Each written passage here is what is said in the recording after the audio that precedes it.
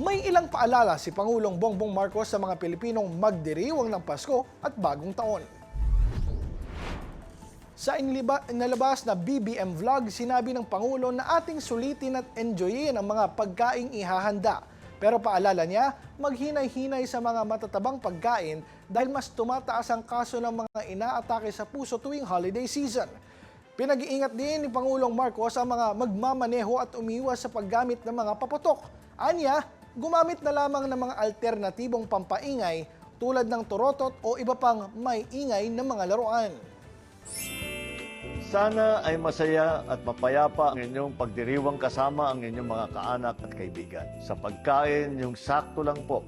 Alam nyo naman, mataas ang mga kaso ng heart attack ngayong panahon dahil napaparami po ang kain natin ng taba. Ingat lang po sa pagmamaneho kung saan po kayo pupunta. At siyempre, mag-ingat sa mga paputok. Iwasan na natin yan. Doon na po tayo sa mga turotot at iba pang malingay na mga laruan. Para kumpleto at masaya ang pagsalubong natin sa darating na bagong taon. Merry Christmas!